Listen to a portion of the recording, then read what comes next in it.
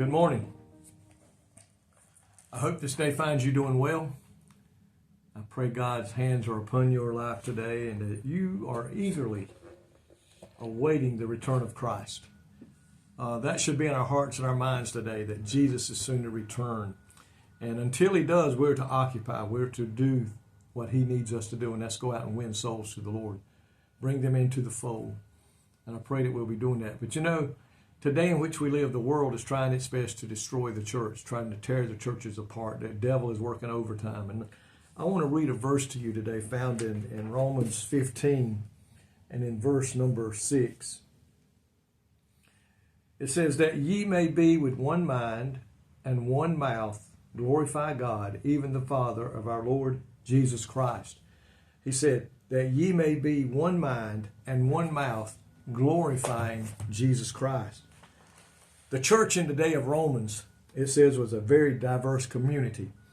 It was made up of Jews and Gentiles, slave and free people, rich people, poor people, strong people, weak people in the faith. So they had a difficulty of accepting one another because there was such a diversity and there was such a big difference. Accepting means taking people into our homes as well as into our hearts, sharing meals, sharing activities, avoiding racial and economic discrimination. In other words, there are churches today that don't want certain people in their church. They have a standard, so to speak, that their standard, about like the Pharisees and the Sadducees had back in the days of Jesus walking on earth. They didn't want certain people to be associated with them. And unfortunately, there's churches like that today. They've got a standard set.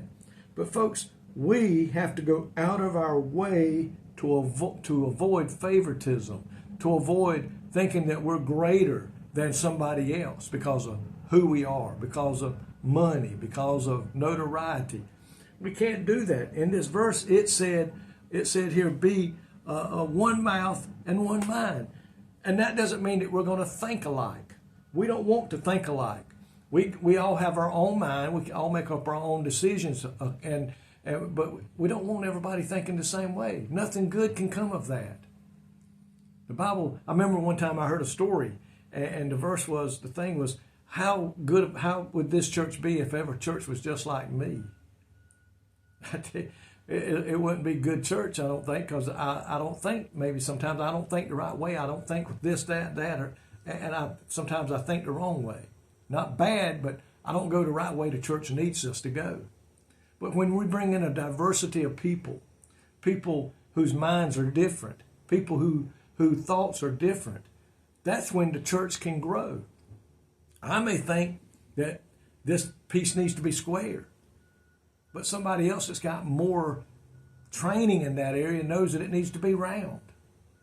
And then the thing is that we have to agree to disagree.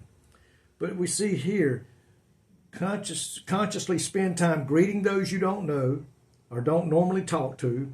Minimize the differences that are going to be between us. Seek common ground for fellowship. Seek common ground for the good of the church. And in this way, we are accepting others as Christ accepted you, and God is given the glory. So that's the way we need to be today, folks. Yes, every church is going to have a diversity of people. People that don't think the same way. People that don't do things the same way. But don't mean that they're wrong. Don't mean that they're right all the time. So things are going to be like that. But what we've got to do, Paul chose one word intentionally. Note that he doesn't say we have to have the same mind. We don't have to have the same voice. Unity is not a matter of sameness, being the same. He said, but of oneness. You know the best thing people can do in a church? Agree that Jesus Christ is the only way to heaven. Jesus Christ is the only name by which we may be saved. And that each person must accept him as Lord and Savior to make it to heaven. If we'll get into a church that's a Bible-believing church, we'll all believe the same way, because you can't change this, folks. Nobody has the right way except Jesus Christ. We've got to read this book, and we've got to agree to live by this book. When we create oneness in a church, then that church can do the things God wants us to do, and we're going to see growth. We're going to see people added to the kingdom of God. We're going to see blessings, healings, miracles, when we get in one mind and in one accord with the man upstairs, God himself, and accept what his word says, put it into action, depend on him to lead and guide us and direct us in the way we should go, put all the differences between us aside, love one another like you've never loved before, then we're going to see great things happen for the kingdom of God.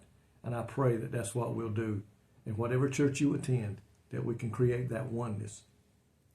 Like they were in the upper room that day, be of one mind and of one accord. Thank you, Lord, today for your precious word that tells us how we should be while we're here on earth. Help us, Lord, I pray, to get together and create a oneness in Jesus Christ among the different people that are in the church. In Jesus' name I pray. Amen. May God richly bless you today is my prayer.